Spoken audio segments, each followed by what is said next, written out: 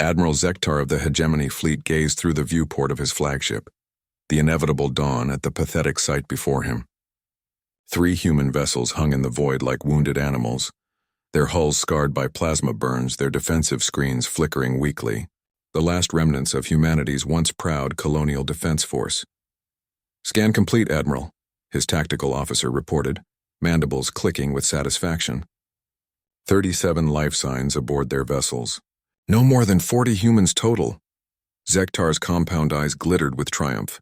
The Hegemony's war against humanity had lasted 18 standard years, and now it was finally over. The stubborn primates had fought with surprising tenacity, but mathematics was mathematics. The Hegemony commanded a fleet of 12,000 vessels across 47 sectors. Humanity had started with barely 300 ships. "Open a channel to the human commander," Zektar ordered, his translator rendering his words into the crude human tongue. The holographic image of Captain Elena Rodriguez materialized before him.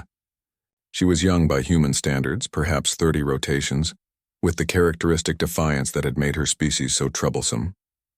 Her uniform was torn, and a trickle of red human blood traced down her forehead. "Captain Rodriguez," Zektar began, savoring the moment. "I am Admiral Zektar of the Hegemony. You are outnumbered 1,000 to 1. I offer you and your crew one final opportunity to surrender with honor."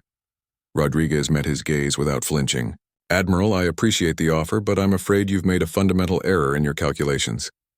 Zektar's secondary arms twitched in amusement. "Error?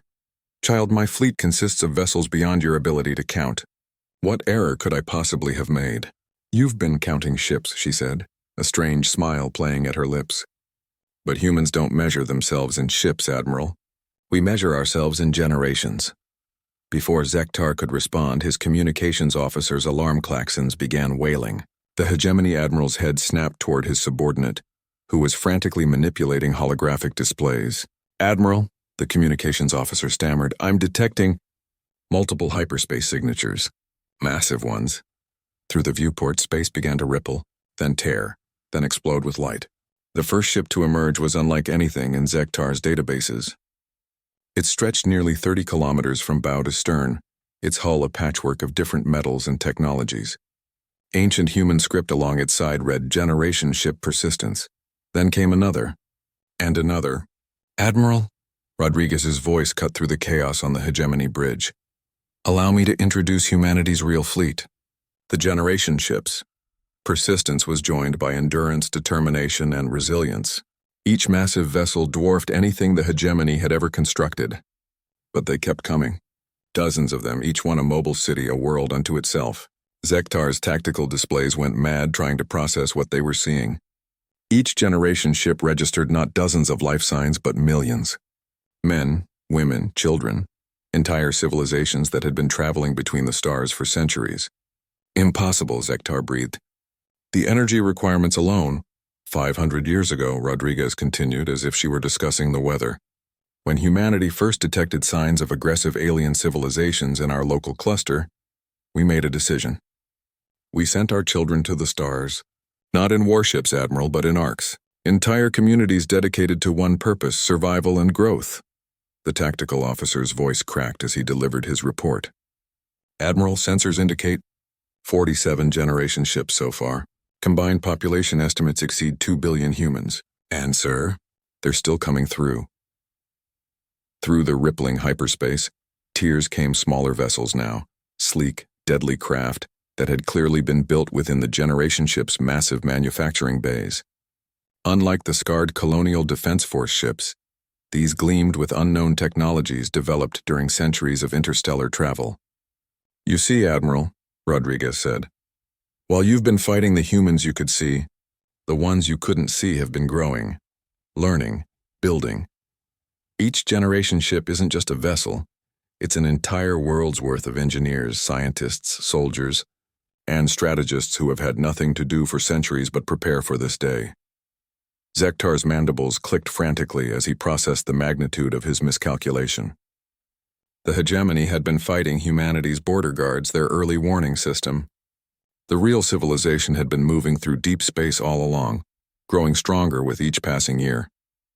"Every human child born on those ships," Rodriguez continued, grew up knowing their purpose to be ready when their homeworld called.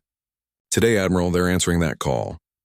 The generation ship Persistence powered up weapons arrays that made hegemony plasma cannons look like ancient projectile weapons. But it wasn't the weapons that terrified Zektar. It was the sheer scale. How do you fight an enemy that doesn't just have soldiers, but entire civilizations bred for war? We counted 40 humans in your fleet, Rodriguez said softly. You counted 12,000 ships in yours. But Admiral, we never counted ships. We counted generations, and we've had 20 of them to prepare for you. As the first generation ship powered its engines and began moving toward the hegemony fleet with the inexorable patience of a celestial body, Zektar realized the true horror of humanity's strategy. They hadn't just built a fleet. They had built a species designed for this moment. His tactical officer's final report came in a whisper. Admiral, long-range sensors are detecting additional hyperspace signatures. Multiple vectors, sir. I don't think these are all the generation ships. Through the viewports of the inevitable dawn, Admiral Zektar watched as humanity's true armada took position around his fleet. Not ships filled with soldiers, but entire worlds filled with warriors who had spent their entire civilization preparing for war. He had thought humans were outnumbered. He had forgotten they count in generations, not ships. And they had been counting for 500 years.